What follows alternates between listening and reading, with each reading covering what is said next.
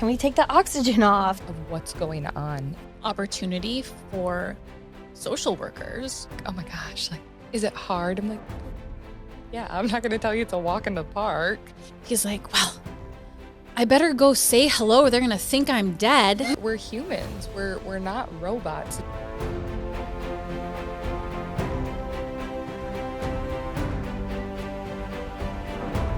Welcome back to the LifeChoice Hospice and Palliative Care podcast. Today we're joined by licensed social workers Jessica and Kaylin from our team. We thought it would be an amazing opportunity to bring them in today to share a little bit about hospice social work. I think something that is very commonly misunderstood. But before we dive into that, I would love if you ladies could share a little bit about yourselves and why hospice social work. Yeah, well, I'm Jessica. I get to work with these lovely ladies here. I first started out, I think my first experience with hospice, I was a CNA, freshly, still in high school, and I had just gotten licensed as a CNA. I was in a facility. I loved working with patients, realized I really had a passion for that. And one of the patients had gotten really close to, he had started hospice services. And that kind of opened up a whole new world for me because when they came in, it was like the A-team was coming in. So it was really awesome to see just the collaboration there and getting to work alongside them to support somebody that I had gotten to care about. And so that kind of really got me thinking okay, maybe that's something that I could be more invested in.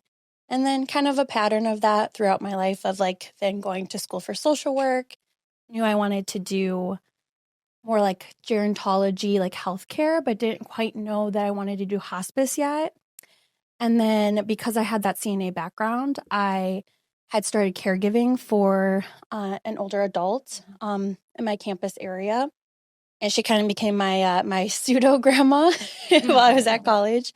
And I had a wonderful relationship with her and her family. And it was really wonderful to build that relationship and be with her. What I didn't know then was my junior year that, having the knowledge that I do now, knowing that there was decline taking place that I didn't realize yet. So I had gotten to be with her during that. And so I had cared for her from my freshman year all the way to my senior year. My senior year, she passed. And I got to, again, see the hospice team really come in and assist her. And having it be someone that I had really grown that connection with, I had known for years, that was really impactful for me, and watching her go through that entire process. And then I later did my field placement at that same hospice. So Oh, wow. it was really full circle. Wow. Yeah. For me, I knew I had switched from nursing to social work, and I was specializing in gerontology as well. I never thought about working in hospice. I thought I'd work at a retirement home or maybe an area agency on aging. And when I finally got licensed and started looking for jobs, I saw a lot of jobs that were hospice social work. And I just remembered my grandma being on hospice and how the team came in and really helped support her husband, and my mom being an only child. And my grandma was very young, so nobody was really expecting this to come, and it was going very quickly. And I feel like the social worker there as well just helped be the glue to hold everybody together during that time. And she really helped advocate for my grandpa to get some antidepressants afterwards because he was really struggling. And I think the older generation of men really don't talk about depression. They don't want to talk about those medications. And I feel like she made him feel comfortable enough to express those feelings to her. And I think that really helped him in the grieving process later on. And just wanting to take care of people in a holistic way. Hospice is a very holistic form of healthcare. Thank you for sharing. I have a lot of different topics that I hope we can dive into today. First one that I think would be appropriate is, what does a hospice social worker actually do? When I think of it, I think of, in my mind, it's the having a screen and you have 25 different tabs that are up and you're kind of dragging things from one proper spot to the next. That's like the visual that I get. I think sometimes it's recognizing that different supports might need to be in place. Maybe they're not in place. Maybe the family's not accepting of those things quite yet. And so we're kind of, putting those things on the back burner, moving those aside for now to deal with whatever's at hand, meeting the family where they're at, drawing from this clinical knowledge that we have.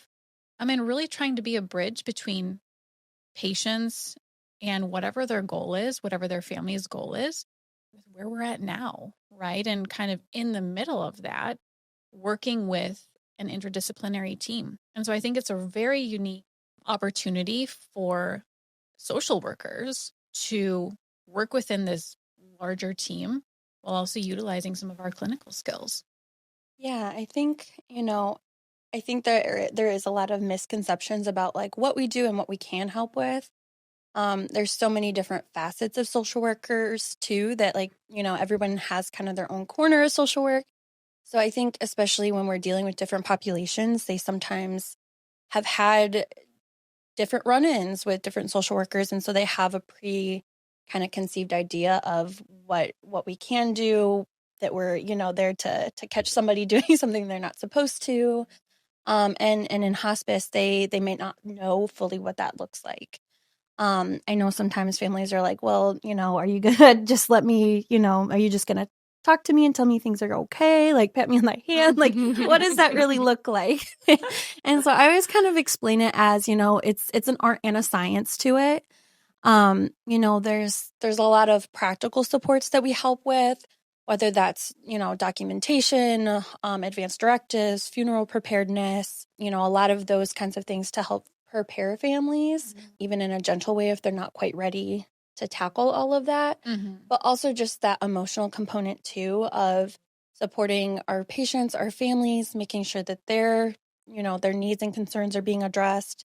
We're an advocate for them first and foremost, really giving them a voice in situations where they might not otherwise be made a priority. So getting to work along and do that as part of a team, I think it creates a lot of value for that. I think, sometimes just holding space too is like one of the most simple unseen things, but a lot of times people, they haven't had that before of just like holding a space to even process everything that they've just gone through.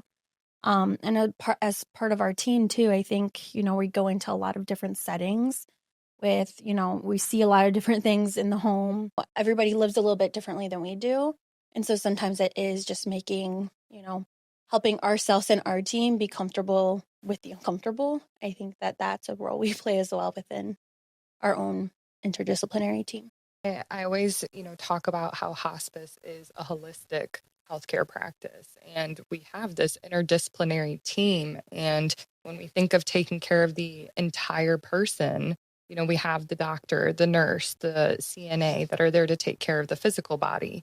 We have rabbis and chaplains that take care of the spirit. And I always say, like us, the social worker, like we're here for the mind. And especially when we first walk in there, I think a lot of times people's mind is chaotic because they're just getting started on services with us. They have a lot of questions. They don't know what all of this is. And I feel like our role as a social worker is to come in there and to like be that calm in the chaos. And I agree with you just saying like giving them space. I think oftentimes we do see that people have good supports in their life. They have a strong family. They maybe have strong like religious ties and backgrounds. They may have a lot of supportive friends, but they may not want to talk about death. It's a taboo topic and people clam up when they talk about that. And so I think us being able to be comfortable in that uncomfortableness, just allows them to open up and, we help them write down what are your goals. And I think some people don't realize it's those small things that really matter now. Like we just had a patient that his goal was simply to just go outside. I just want to get outside and get fresh air and like be in the sun, like it's getting nice outside. What a simple thing. I'm more than happy to take you outside when I come to visit with you. It's a very simple thing, but us just recognizing what's important to them and making that known to their family, to their team, and advocating for them to get that. As I was preparing for the podcast, something that came up is thinking about, hospice in itself, right? There does come a point when patients die. And I think not all the time when you're thinking about being a social worker, do you think about, I might be with a patient when they die. And I think that first experience or the first experience that you remember, those sort of things stay with you. And I was trying to think in my own experience what that was like. And I don't know how far back this was, but I remember we were meeting with a family. We just finished explaining services to them. We just finished signing the paperwork, and I was at the bedside with the nurse, and she was completing the head-to-toe assessment of the patient. And the daughter went into the other room to gather some paperwork that we needed. And the nurse went to very gently move the patient in the bed. And I watched the patient and that was it. She died.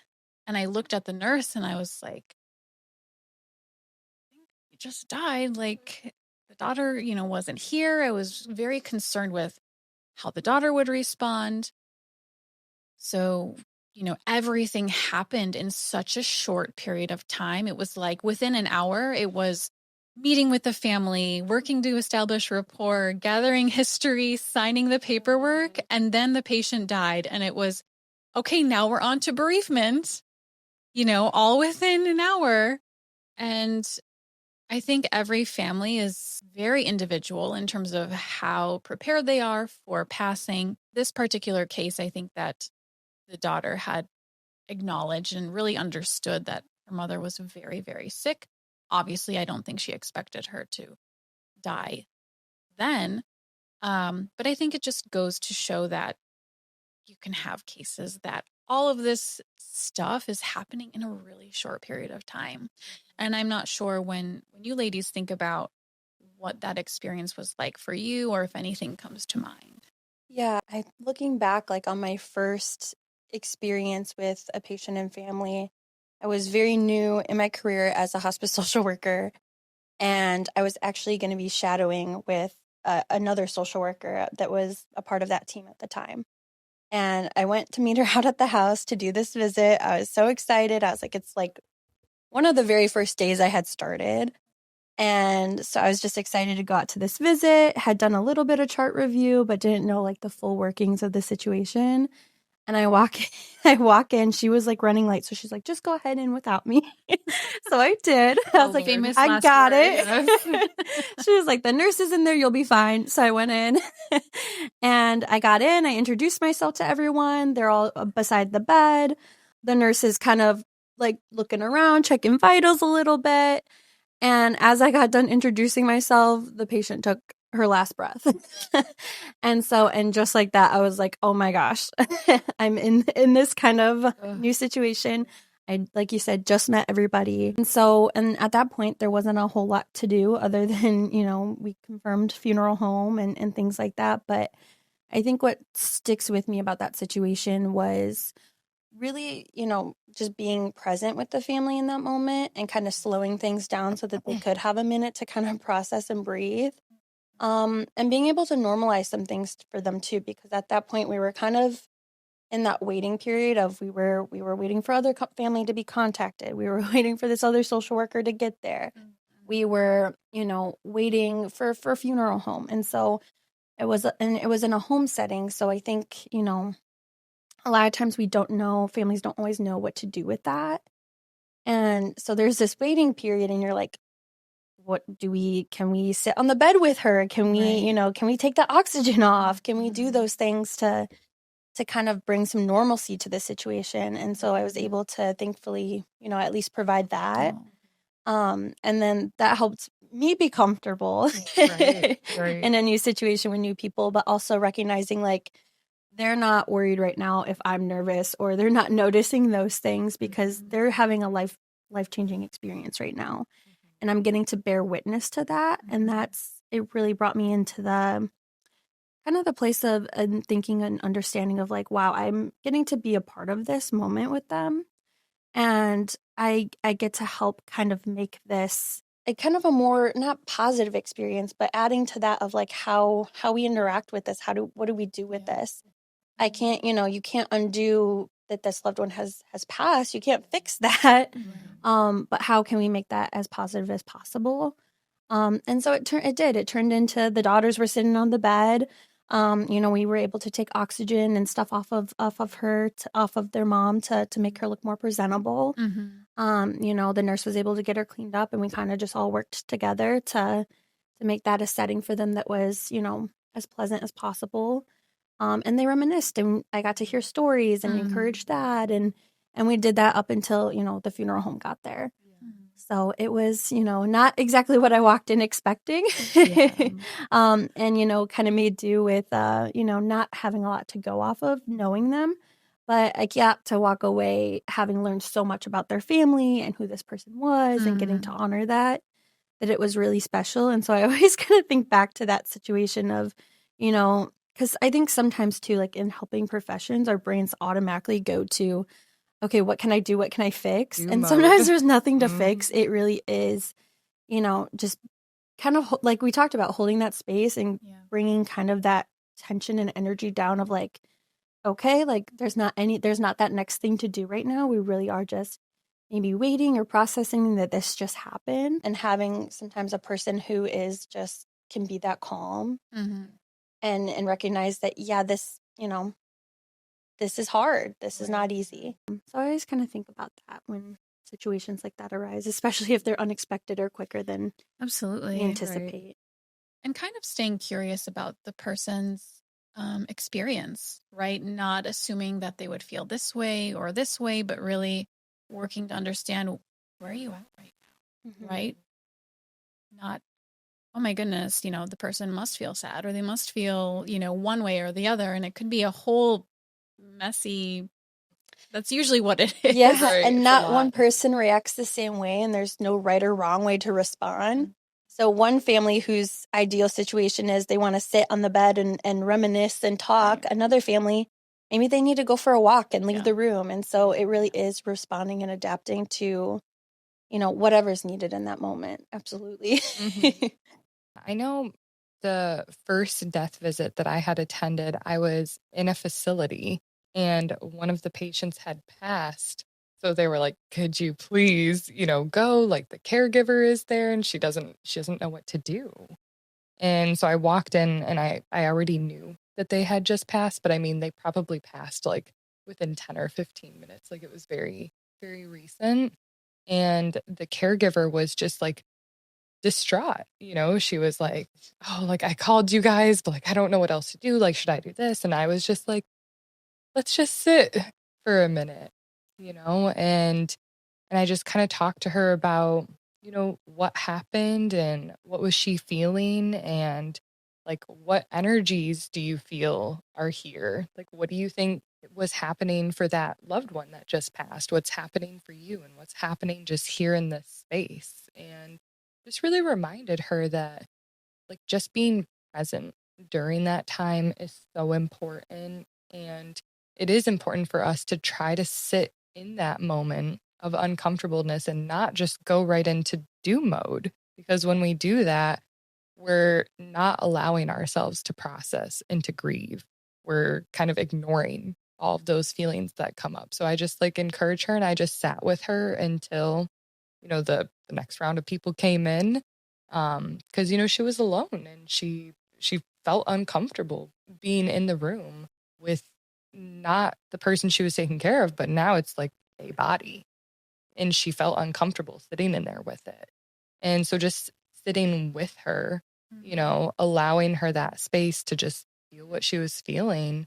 And it was something new for me too. I'd never been in a room with a dead body before, and trying to be that comfort, to somebody that is kind of losing it in that time. How do you carry grief without burning out? When I thought about that bullet point, I thought, is someone else's grief my responsibility to carry? Because I think that you have cases that weigh heavily on your heart, right? But the reality is, I don't go home every day and cry myself to sleep. Yeah. I wouldn't be in this work if I did that. Yeah, I don't think, any of us could do that job, this job if we did.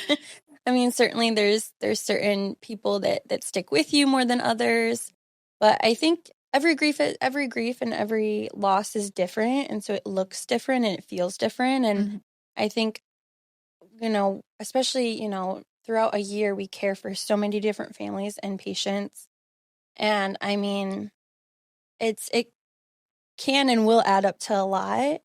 If we let that grief and that feeling of that consume us. And I always remember, like, grief is just a manifestation of love or caring. And so if we are, like, being, those feelings are coming up for us, there's a good reason why. Is we Right. cared, and we, they meant something to us and the services we were providing. And you get close to the people that you're caring for and that you're a part of their team. That's the patient or the family that you're working with. But yeah, I think kind of just checking in with ourselves too. I know I kind of tried to, like, have that stopping point of, like, okay, I'll allow myself this time in this space to kind of process, think about it. Yeah. And then it's not putting it on the back burner, but it is almost like setting that aside of going, okay, like, this was that chapter. I've done what I can to serve them the best as I can and honor their legacy, their life, and I always like to check in with the family too, let them know, offer my condolences. And for me, that is kind of like being able to close that chapter, and having that little bit of closure. There's a saying, and I don't know the exact thing, but it's something to the effect of grief is love with no place to go. Right? And it's like you have all of these feelings, these memories with this person or these people that you love so much. And then there's this void, right? And I think that sometimes it's really recognizing that it's there and not trying to smooth it over. But I thought that was really fitting when I think. Absolutely. Did anything come to mind for you when you think about carrying grief without burnout? Yeah. I mean, I always say to people, when they ask me, like, oh my gosh, like, is it hard? I'm like, yeah, I'm not going to tell you it's a walk in the park, because we're humans. We're not robots. So just because we work in this line of work and we do it every day, it doesn't mean that we're numb to it. Doesn't mean that it just goes right past us. But at the same time, I agree. I don't go home and cry every day, but has there never been a day that I cried? No. Like, there's some people that you grow a closer relationship to. Our patients can remind us of people that we have in our lives. They can remind you of your own grandpa. They can remind you of your neighbor that you have. And, being able to recognize that and see those, like, good traits that, you carried, when they passed, remembering that. But I think to avoid getting burnt out, you have to find whatever it is for you to, like, have that recognition of, like, I did good work with them. And, whatever that closure is for you. Like, I've gone to some patients' funerals before, because I needed that closure, and I had that close relationship built with that family, and I knew that they were going to appreciate my presence there. And, like, I was doing it for myself too. Sometimes we do need that closure. And sometimes it's going and doing something, like, in memory of them. I had a couple, it was two, like a husband and a wife, that were both on hospice with me. And the wife was a Holocaust survivor. They were really, really involved with the Chicago Holocaust Museum. And I kind of had it in the back of my head, just like as I was caring for them, like, I think I want to go to that, like, when they pass, just to, like, have that remembrance of them. And I'm not saying that, like, every single person that passes, you always have this, like, bucket list activity. But, there's just people that you meet with more frequently. I was meeting with them every week. I mean, you build a deep relationship, and taking care of mom and dad, you're working with their whole family. So like that family did have a bigger impact, and I was very drawn to do something like that. And I think we have to recognize which ones impact us more than others. You can't just like skate over all of them the same. Especially like, yeah, there are ones that we built a routine with and you kind of expect, and like, after they pass, you do kind of stop and pause and go like, oh, like they're not on my calendar. Right. Or like maybe I have to delete like the reoccurring visit. And so that's always kind of a moment too where I'm like, oh yeah, that kind of stings a little bit. But yeah, like you said, like there's a few people that I will always remember. They'll always stick with me. And like I go into other visits and my relationships with the new patients that, I bring that into that. So I love that you said that and what you spoke to, Kaylin, because it reminds me of, I heard something that was something of like the effect of we're like a mosaic of all the different people we've met and loved. I love that. And so we carry like little bits of them with us. And so I do like there's one woman I got to be a part of her care team years ago. Her name is Joan because she will be mad. She would be mad if I didn't recognize that. Because she did. She told me before she passed that if I forgot her ever, she would come back and haunt me. Oh no. Yeah. And I was like, I will never do that. So I will always remember her.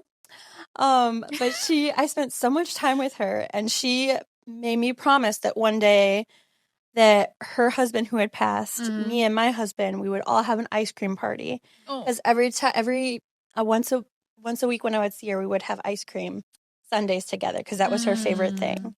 And so she told me, like, right before she passed, she had a quick decline. She told me, she's like, one day all four of us are going to get together. We're going to have an ice cream party.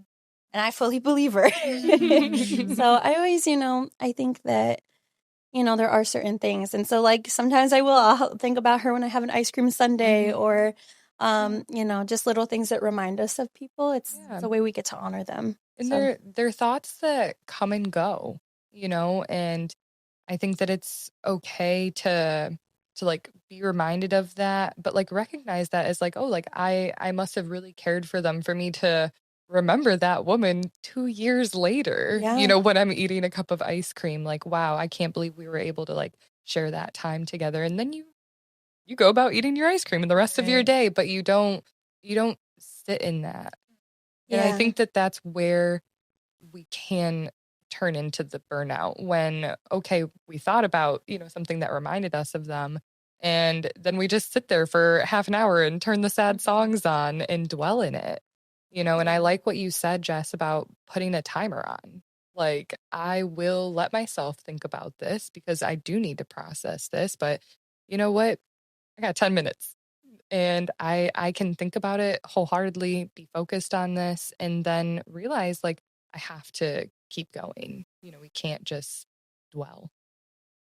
Yeah, I think, kind of with what you were saying, Kaylin, of, it is because it's hard. I think if you let yourself get to that place where you're not letting that loss and death turn into something good, it's really easy to burn out and not be able to do this, long term.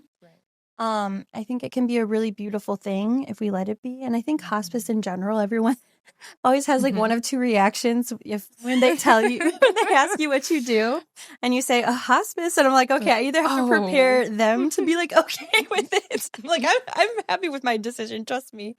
But it really is one of the happiest places I've worked, as far as like medical social work. And I think that's hard for people to believe sometimes, but it really is. There's so much life in it, and you get to help people, make those memories and do those things that they might not have otherwise done. So I think there's a lot of intentionality in it. And so, I think those little things that we get to do with those people, those are all ways that we honor them. And I think that, like, especially with what we were talking about, like having that turn into something like a beautiful thing, that's a legacy that they've left now. And we wouldn't have otherwise, like, even though it's a sad reason that we were brought into their lives, it doesn't have to be like, it's not a sad ending because we wouldn't have otherwise ever had that connection. And so we got, like, even if it was a limited amount of time, like we still got to have that relationship and assist their family in ways that otherwise would have never happened. And so that's really beautiful. We're going to shift gears a little bit. Another topic that I think comes up is the phenomenon of the difficult family member. We sometimes call it very lovingly, we call it the daughter from Florida. And I wanted to kind of unpack that because I think there's multiple layers to this. The one is how it affects the team, and kind of like digging a little bit deeper under that is what's going on for that daughter from Florida. And so I think it would be interesting to kind of dig into that to help others understand what's happening. Yeah, I think, when we come across somebody who is struggling with, it could be a variety of things, but, sometimes it's easy to write them off as difficult or, just having kind of that troubled, situation or issues. But it boils down to there's something behind that. Whether that's denial or, past hurt, or there's like a whole life that's been lived there. So, and we may not be able to get down to the root of that, but I think, it's really us coming and meeting that person where they're at. And so it's really, I think it happens a lot just in general in healthcare. I think it's really easy to just write those things off as, oh, they're just difficult. They're just stressed with everything else, but there's a lot behind that we can help unpack as social work, and that we get to kind of hold space for and acknowledge of like, hey, this is really tough. We're meeting people at a really volatile time. Yeah. Where they're dealing with a lot of different things. So I think, being able to offer that is helpful. When I think about the perspective of the family member, whoever that is, who, might be coming in from out of town, I also think about the difficulty for a family member who lives out of town to stay up to date with everything that's happening day to day, week to week, month to month. And I would imagine that there's a lot of grief that they're holding with, I'm not able to be there for my parent if it's their parent, and now I came into town. What has been happening? I did not expect them to look this way, to act this way. Why wasn't I updated? Maybe they were, right? Who knows? But they're coming to terms with this new reality. And so, I hear from a team perspective, there can be a lot of extra phone calls. The family is in distress now. The whole family dynamic has changed because we're having to take into consideration this other person who may or may not be a decision maker, right? So it causes, I think, there can be chaos. But I think really recognizing that person's space, where are they at right now, is important.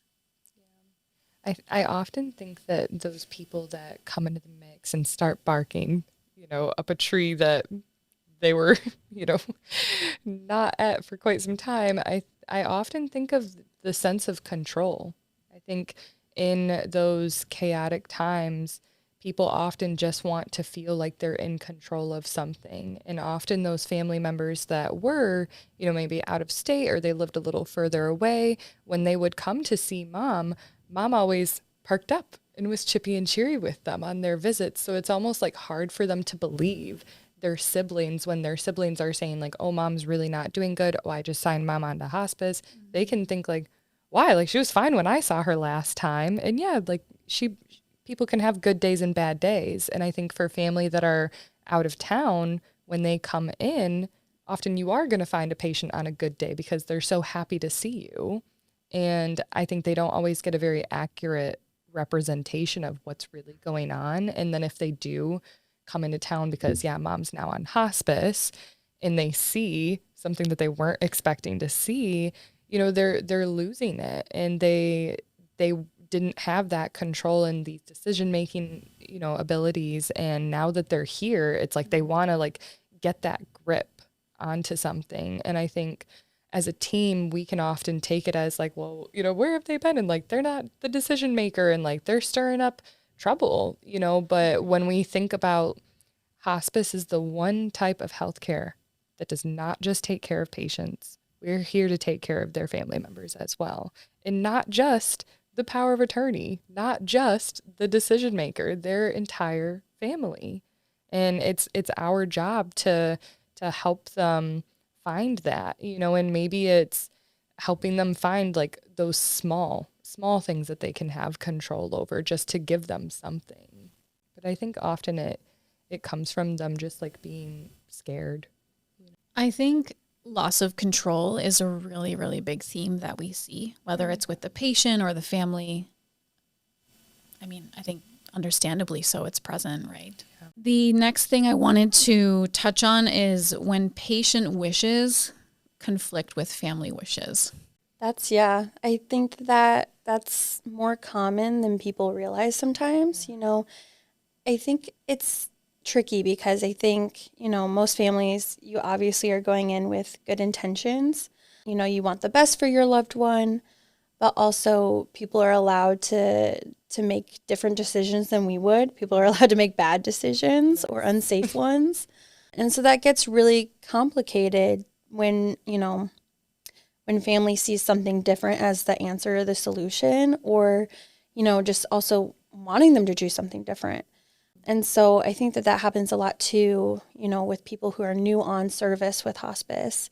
If it is the person's decision, sometimes families are shocked that like, why would you choose that?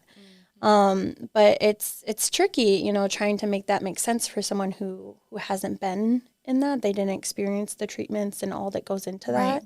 Right. But of course, like, you have that hope and you want them to maybe, choose something else, try something else.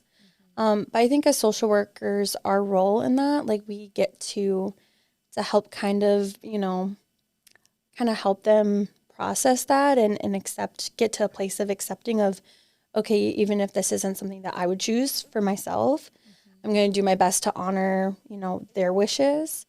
Even when we disagree with it, it's a way that we get to honor their dignity.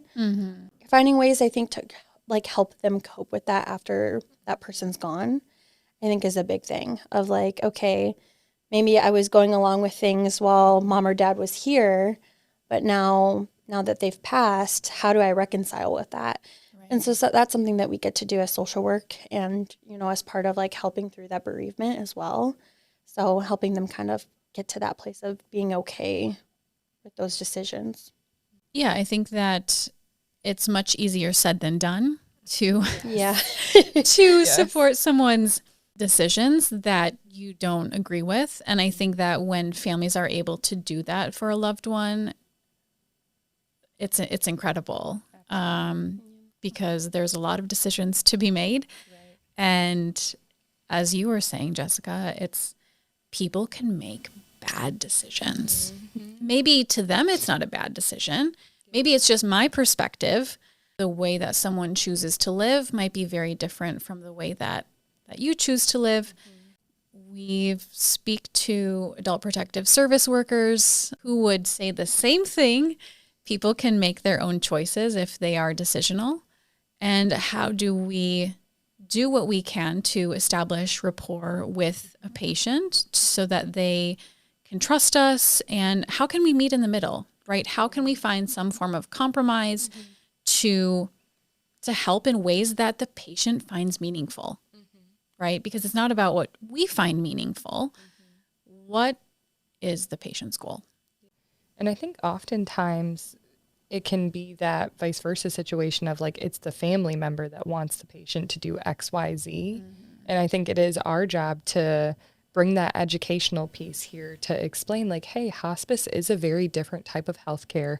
You guys were used to listening to doctors all of the time tell you what you need to do. And you're on hospice now.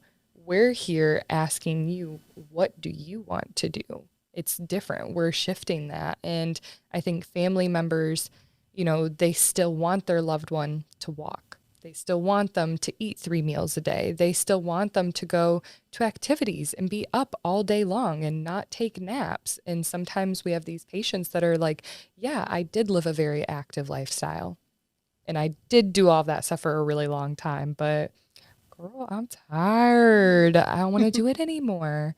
And it can be so challenging for their loved ones to accept. And sometimes their loved ones view it as they're giving up. Oh, well, don't give up. You got to keep fighting.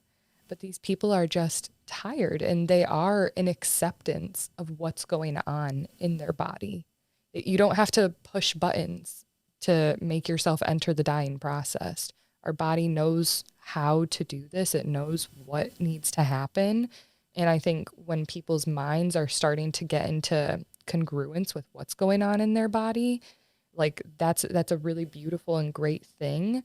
And it's so disheartening when you see family members that are like pushing against it. But it's our job to like bring that education in there and like help them see like what really is the goal here. What do you really want for your mom? Because, your mom seems like she wants this, right? And helping them try to get in that common ground and just shift their perspective a little bit. And I'm not saying that we walk in there and we completely change how they feel about it, but at least just planting a seed, for them to consider it a little differently. And, maybe you're not going to change all of it, but maybe they're going to be okay with mom not going to an activity every single day. Maybe I'd really like mom to go to an activity once a week, changing that.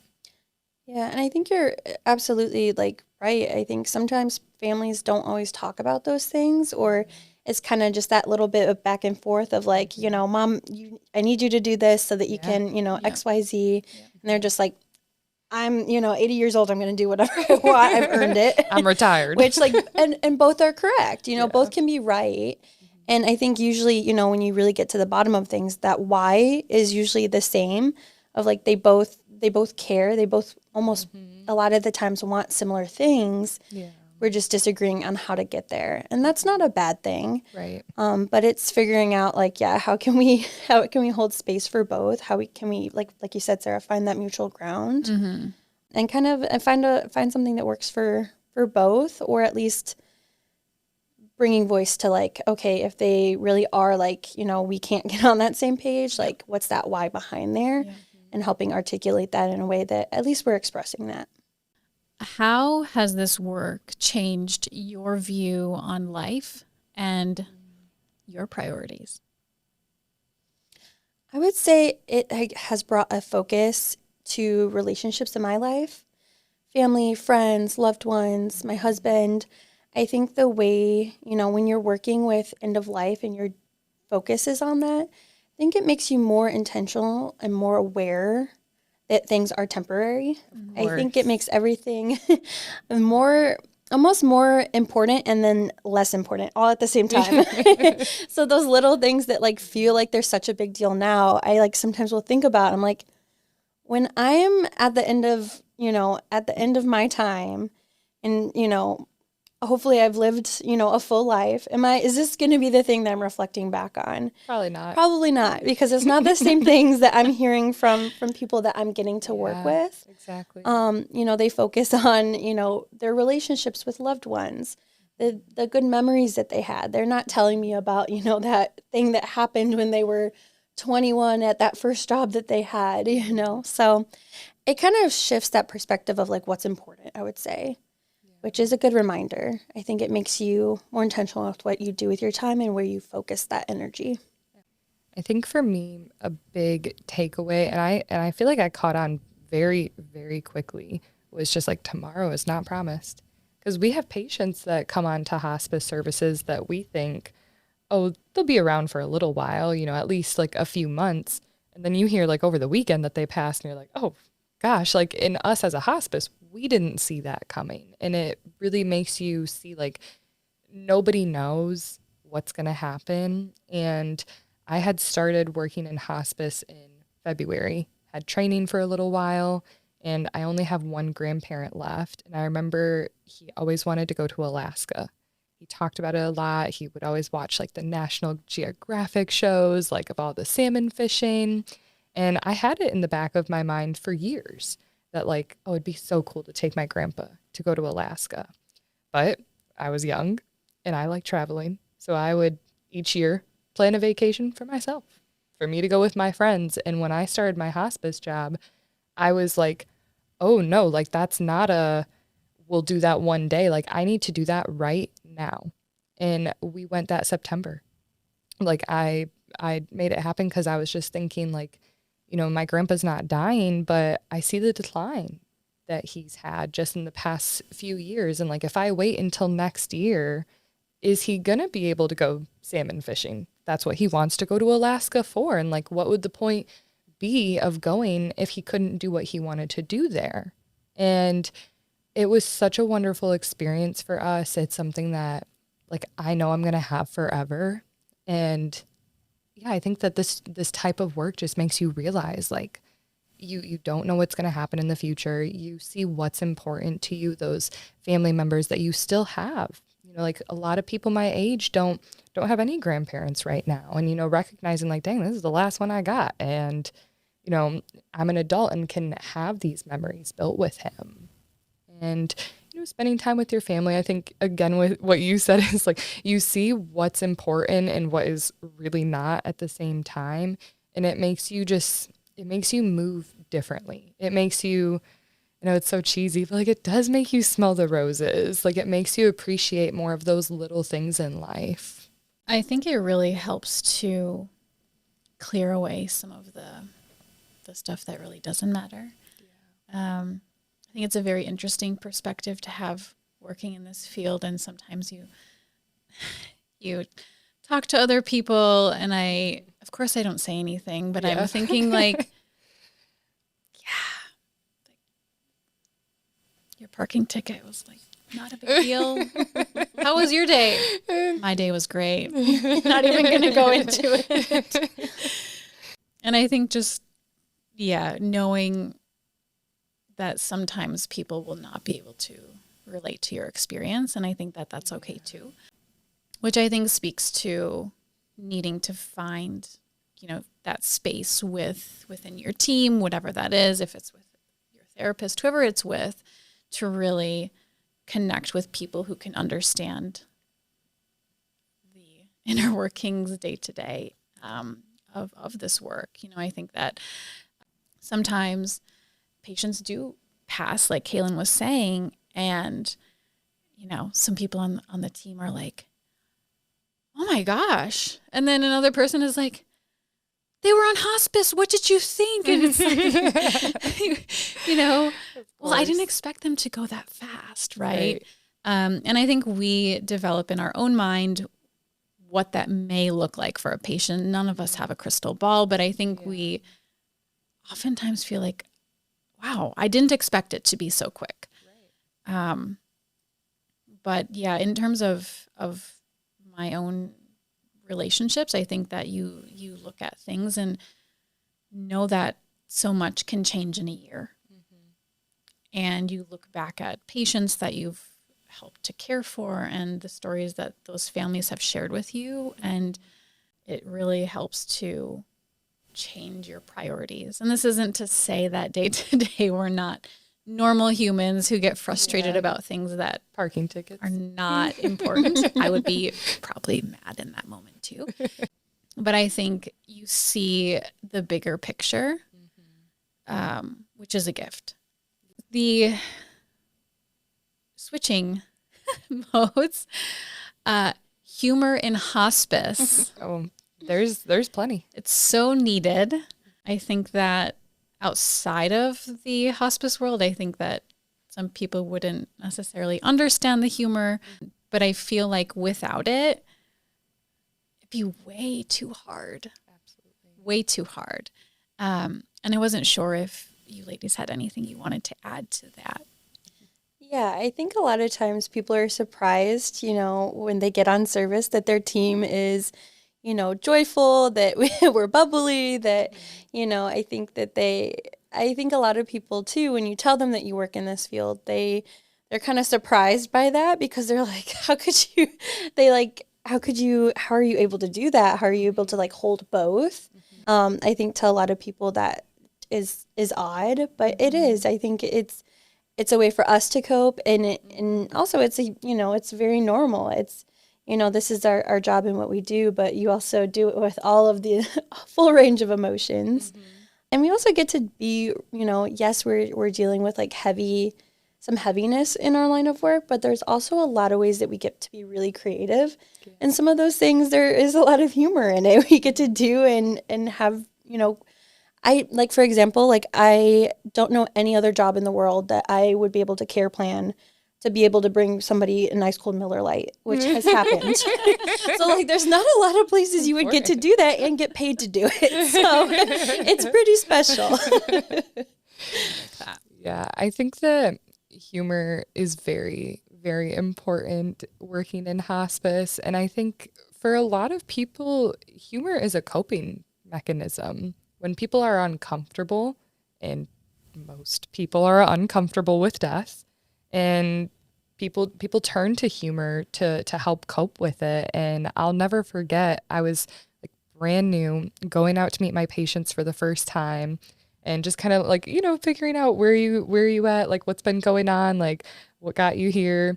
And this man told me, yeah, the doctor told me I can't buy green bananas anymore. I was like, what's wrong with green bananas? And I'm thinking like nutritional value of like bananas and stuff. I'm like, why would he say that? Like, are you diabetic? And he was like, no, because I won't live to see them get ripe.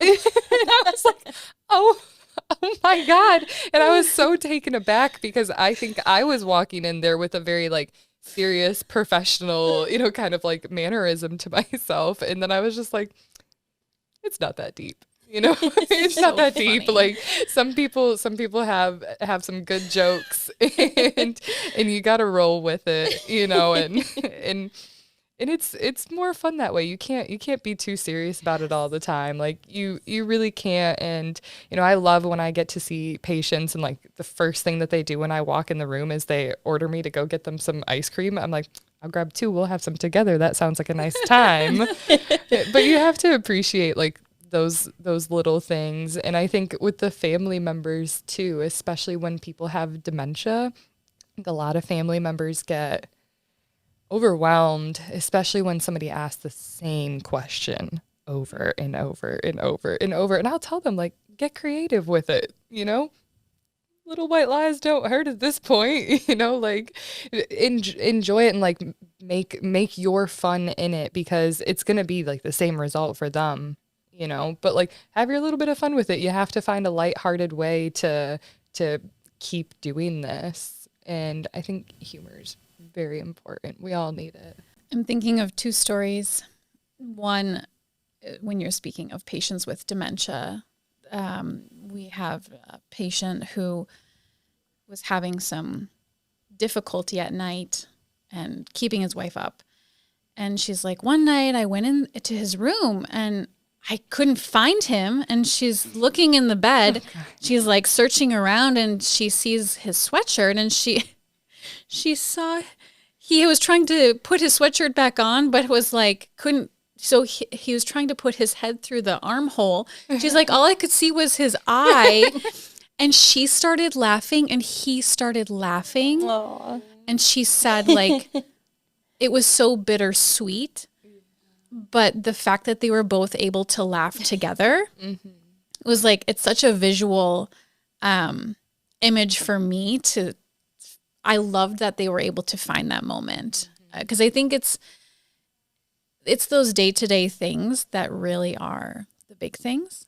And I loved that when she shared that. And the other story that I think of is I was sitting with a patient one day, and he always had so many visitors, but he was always looking out the window. We were talking one day, and he saw that there was his friends who like saw that he had someone at his house. So they wouldn't come up to the door, but they were just like standing there waiting for him to like acknowledge them outside. He's like, well, I better go say hello or they're going to think I'm dead.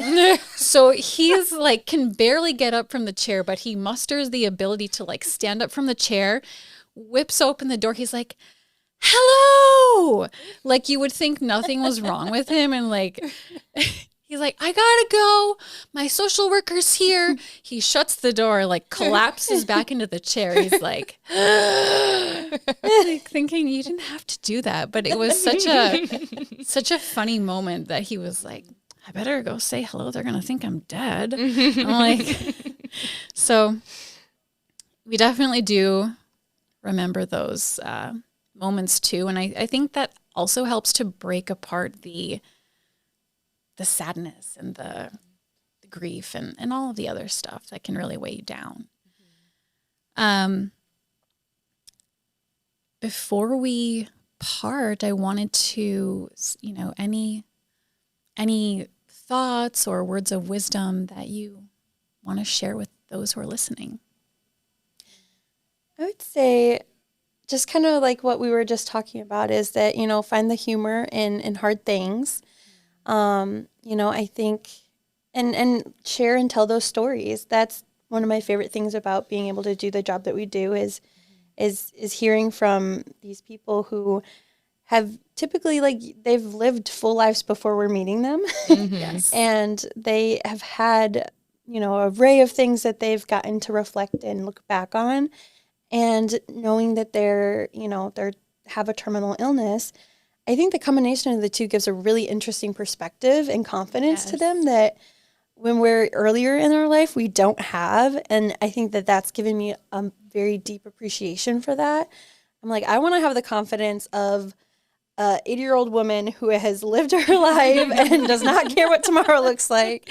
So that would be my advice is do that.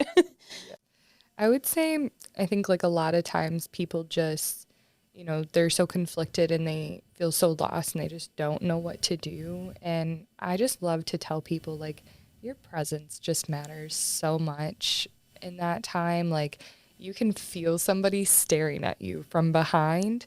I think like even when our loved ones are, maybe sleeping a lot and they're not communicating with us anymore, we can often just be like, well, what should I do? Like, what am I supposed to do with them? And like just being there, people feel your energy, they feel your presence, and like you don't always have to say anything. You don't always have to do like this set task, just showing up and being there during that time, I think means so much more than people recognize.